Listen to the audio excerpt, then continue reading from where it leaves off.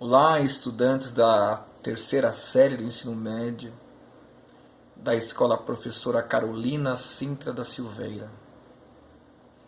Nós vamos tratar um tema por demais controverso: o conceito de liberdade. Até hoje, esse conceito não alcançou unidade. É discutido desde a antiguidade, foi muito debatido na era medieval, com os padres da igreja, os intelectuais da igreja católica. Foi também questão de briga, de rachas na igreja protestante, na era moderna, na Renascença. Continuou a ser discutido no Iluminismo e hoje, na contemporaneidade, também continua a ser abordado com intensidade. É um conceito muito plural e é difícil definir, porque quando falarmos sobre a liberdade, é uma pergunta natural que surge: sobre que aspecto você vai falar? Podemos falar sobre a liberdade em seu conceito político. Por exemplo, existe uma teoria que ganhou muita força na era moderna sobre a liberdade natural do ser humano. Essa teoria defende que o ser humano ele já nasce naturalmente com a dignidade inalienável e que o Estado tem que reconhecer essa dignidade alienável. E no bojo dessa dignidade está a sua condição de ser um sujeito livre. Essa teoria política é conhecida como justnaturalismo. Há também uma outra teoria política, e essa foi muito debatida principalmente na contemporaneidade, que defende que o ser humano tem que assumir sua total e absoluta liberdade, sua total e absoluta autonomia. E para que essa autonomia e liberdade sejam assumidas em seu grau maior, toda forma de instituição deve ser derrubada e o homem deve governar-se a si mesmo sem nenhum direcionamento institucional. Inclusive, a instituição maior, chamada de Estado, também deve ser derrubada. Essa teoria é chamada de anarquismo. Alguns chamam de libertarismo, mas anarquismo é o termo mais corrente, mais comum a essa teoria, que defende a derrubada do Estado, a derrubada das instituições, a descentralização do poder, a fim de que cada indivíduo assuma as suas responsabilidades de forma autônoma. Mas também há uma outra teoria chamada liberalismo. Essa teoria defende que o Estado não deve sofrer nenhuma interferência, inclusive se libertando da interferência da Igreja, que no passado se misturava com o poder. O Estado deveria proteger a liberdade dos indivíduos e ninguém deveria ter liberdade absoluta. nem mesmo os reis. Após a teoria liberal ou liberalista, houve uma outra versão que se apropria das primeiras ideias liberais, que é chamada de neoliberalismo. Essa teoria é que o mundo está a viver e é defendida com muita intensidade, defendida e assumida com muita intensidade pelo governo estadunidense, pelos Estados Unidos. No Brasil, o atual ministro da Economia defende essa ideia ou essa teoria política, o neoliberalismo. O que defende o neoliberalismo? Toda a liberdade para o mercado. O mercado deve agir com tamanha liberdade que nem mesmo o Estado deve interferir em suas diretrizes. No liberalismo, a liberdade absoluta é dada para o mercado. E os indivíduos devem se protegerem como podem contra as ações, por vezes violentas e predatórias do Estado.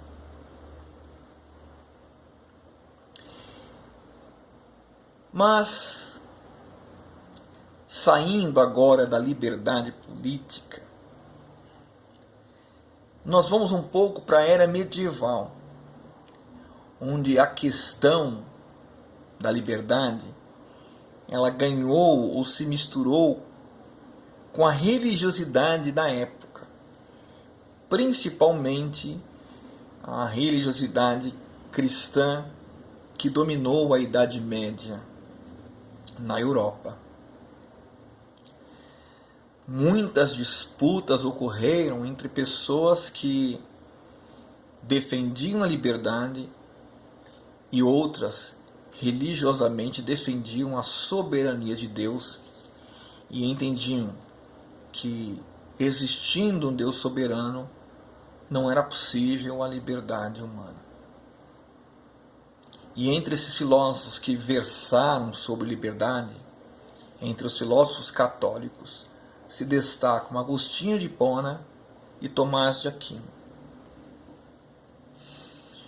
Porém, essa disputa sobre a liberdade, em seu aspecto filosófico e teológico, continuou na Idade Moderna e principalmente na Renascença. Surgiu um teólogo holandês que escandalizou a Igreja Protestante. A Igreja Protestante era ainda nova. Vocês lembram que na Era Moderna houve um racha na Igreja a partir de Martinho Lutero, e parte da Igreja Católica transformou-se em protestantismo, ou Igreja Reformada. E parte dessa Igreja Reformada, juntamente com Agostinho, defendia a soberania absoluta de Deus. E defendendo essa soberania absoluta de Deus, não davam espaço para a ideia do livre-arbítrio, da liberdade humana. Um teólogo muito incisivo, considerado o principal teólogo reformado, chamado Calvino, rechaçava toda e quaisquer ideias que admitissem a liberdade do homem, o livre-arbítrio humano. Porém, um teólogo também protestante, Armínio, defendeu ardorosamente a liberdade do homem. E ele indicava que o homem era livre porque Deus oferecia uma graça que potencializava ele a fazer escolhas. E uma das provas de que o homem é livre é de que todos os seus atos são julgados por Deus. E ele pensava assim: se o homem não nasceu livre, ou seja, se Deus não deu a liberdade para o homem, a liberdade de exercer suas escolhas e suas vontades, não faria sentido nenhuma espécie de julgamento. Ora, se o homem não é livre, se ele não pode escolher, os seus erros não são culpa dele, porque ele nasceu sem liberdade. Então, se o homem é julgado por Deus e por outros homens, isso significa que ele tem a capacidade moral de exercer escolhas, ou seja, ele tem o livre-arbítrio. Todo julgamento pressupõe a liberdade. E esse teólogo foi perseguido por conta de seu pensamento. A rejeição à ideia do livre-arbítrio era tão forte que teólogos que eram amigos de Armínio fugiram, outros foram presos e pessoas morreram por defenderem essa ideia. A tese fundamental de Armínio é que a responsabilidade dos homens pelos seus atos já implica a sua liberdade. Ou seja, se sou responsável pelas minhas escolhas e pelas minhas ações, significa que eu sou livre. Porque se eu não fosse livre para escolher, se eu não tivesse o livre-arbítrio para escolher, não faria sentido eu ser julgado. Então, se eu sou julgado, é porque tanto Deus como os demais seres pressupõem a minha liberdade em escolher. E na contemporaneidade, esse tema continuou a inquietar os pensadores, filósofos e teólogos. A contemporaneidade sofreu diversas guerras. E eu coloco em destaque a Primeira e a Segunda Guerra Mundiais. E essas guerras destacaram a crise da humanidade, quando a intelectualidade percebeu que, em relação aos valores, algo estava faltando. Poucos reconheciam a dignidade fundamental do ser humano e os direitos fundamentais do ser humano. Tanto que, na década de 30 do século XX, boa parte dos estados nacionais viviam ou sofriam ditaduras. A Itália sofria a ditadura de Mussolini. Portugal vivia a ditadura de Salazar. A Espanha vivia o duro regime de Franco, que matava para defender suas aspirações e defender o seu governo. A Alemanha, o nazismo de Hitler. A Rússia, a mão dura de Stalin. A Europa sofria isso. Então, pessoas eram mortas por discordarem de regimes políticos. Pessoas tinham que abandonar o seu país de origem, fugindo das perseguições da mão de ferro dos generais que passaram a comandar os estados nacionais. E em relação à guerra, jovens arriscavam suas vidas quando eram direcionados para os frontes.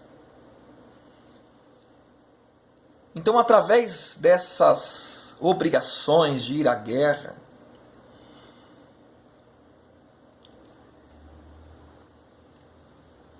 o ser humano sentia a inquietação em relação à sua liberdade, e os intelectuais foram levados a pensar. Ou a maldade promovida pelos generais, pelos chefes de Estado, em relação aos subordinados dos seus países, fizeram a intelectualidade meditar, refletir sobre o que é a liberdade. Começaram a refletir se de fato existe, como diz a música, essa tal liberdade. Como Eu Sou Livre, há um interessante livro de Sartre, um romance, em que um personagem se torna desertor, ele não vai à guerra, e ele sai pelas ruas de Paris evocando a sua liberdade. Porém, quando ele vai à rua, não tem ninguém. Os seus amigos foram à guerra, estavam no fronte. E ele começa a pensar, o que é a liberdade então?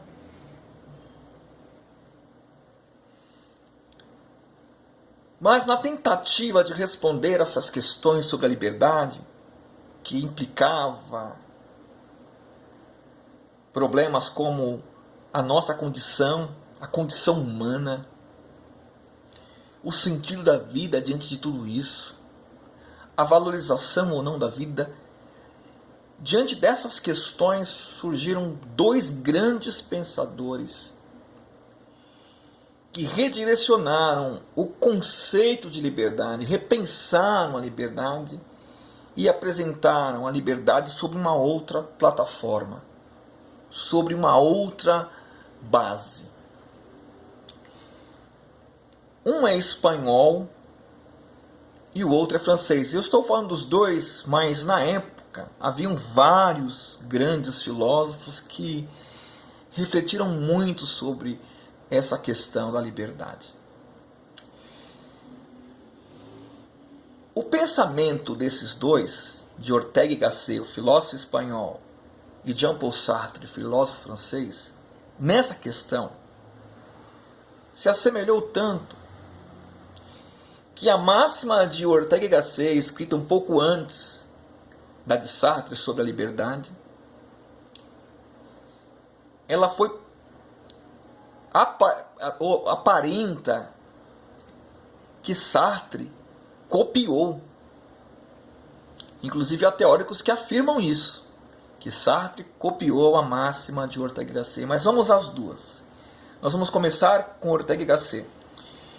Preste atenção como eles modificam o conceito de liberdade e o tratamento sobre a ideia fundamental de liberdade.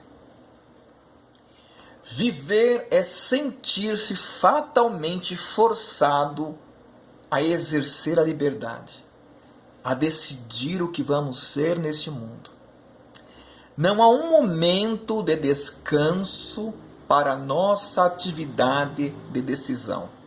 Inclusive, quando desesperados, nos abandonamos à sorte, decidimos não decidir. Portanto, é falso dizer que na vida são as circunstâncias que decidem. Ao contrário, as circunstâncias são o dilema sempre novo, ante o qual temos que nos decidir. Mas o que decide é o nosso caráter. Essa foi a assertiva de Ortega y Gasset. A de Sartre é menor, mas perceba a aproximação e a semelhança. Vamos a Sartre. O homem está condenado a ser livre. Vamos voltar para Ortega? Viver é sentir-se fatalmente forçado a exercer a liberdade. Vamos a Sartre? O homem está condenado a ser livre. Essas duas assertivas estão a indicar que a liberdade faz parte da condição do ser humano ser humano implica em liberdade.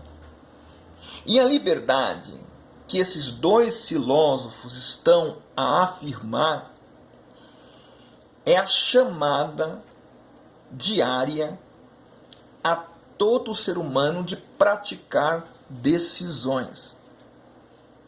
Nós podemos escolher não decidir, mas escolhendo não decidir, já escolhemos. Isto é, já usamos a nossa liberdade. Em relação à nossa decisão, à nossa atividade da liberdade, a liberdade de decidir, a liberdade de julgar, a liberdade de definir o que queremos e o que acreditamos, não há como fazer como Pilatos, não há como lavar as mãos.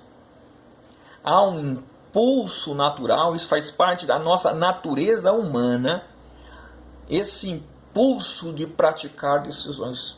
Sempre estamos a praticar. Desde as mais pequenas decisões, como ir ou não ir à escola, abandonar ou ficar no emprego, sofrer represálias calado ou revidar. Todas essas decisões estão implicadas em nossa liberdade. Não há como não ser livre, porque não há como não decidir. Às vezes acreditamos que não somos livres quando, por exemplo, somos colocados diante de uma situação capital. Eu faço um exemplo em sala de aula de alguém que é colocado diante de uma arma e esse sujeito armado coloca como opções você abandonar as suas convicções, por exemplo, abandonar a sua fé e permanecer vivo, ou você manter a sua fé ou as suas convicções e ser assassinado ali. Diante dessa situação, há liberdade? Porque se você manter as suas convicções e a sua fé, você morre. E por outro lado, você só vai viver se abandonar e negar as suas convicções. Há liberdade aí? Para Sartre, há liberdade. Porque quando falamos em liberdade, nós não estamos a eliminar as consequências do ato de assumir a liberdade. Inclusive, para Sartre, para Ortega y Gasset e para uma interessante teóloga norte-americana chamada Mildred Banks, liberdade está ligado à responsabilidade. Banks fala assim: a liberdade reside numa matriz de responsabilidade. Ser livre é ser responsável. Isso indica que a nossa liberdade não nos exime das consequências de nossas escolhas livres. Pelo contrário, livres escolhemos e colheremos os bons ou os maus frutos de nossas escolhas. Mas também na era do entre-guerras, no século XX, contemporâneo a Ortega e Sartre, um grande filósofo se levantou, também incitado pela crise civilizatória que o mundo vivenciava. Esse grande filósofo é Emmanuel Mounier, filósofo maior da corrente chamada personalismo. Em relação à liberdade, Mounier tem uma assertiva muito interessante. Ele fala o seguinte: não sou livre apenas pelo fato de exercer minha espontaneidade. Torno-me livre sem inclinar essa espontaneidade no sentido de uma libertação, ou seja, de uma personalização do mundo e de mim mesmo. Para Mounier, a liberdade é algo inerente ao ser humano, mas é algo a ser desenvolvido no ser humano. E ele só não é livre, ele não é livre porque faz o que quer. Ele desenvolve a liberdade a partir do momento em que com a sua ação, o indivíduo transforma o mundo, personalizando-o, dando toques pessoais. E não só o mundo, quando ele dá o toque pessoal para si mesmo. E parece um absurdo falarmos em dar um toque pessoal para si mesmo. Alguém pode perguntar, mas eu já não sou o que sou? Ou seja, eu já não faço o que eu quero? Não. Muitas vezes nós vivemos de forma impessoal, aceitando como naturais coisas que agridem ao nosso ser. Aceitando isso, eu sou alguém impessoal. Eu não compreendo e não determino o que é importante e o que é fundamental para uma vida sadia, para a minha vida sadia. Eu só aceito o que vem de fora. Então a minha vida é despersonalizada. Há uma música muito interessante do Marcelo Nova, um roqueiro baiano, que fala o seguinte: tudo desejar e nada entender.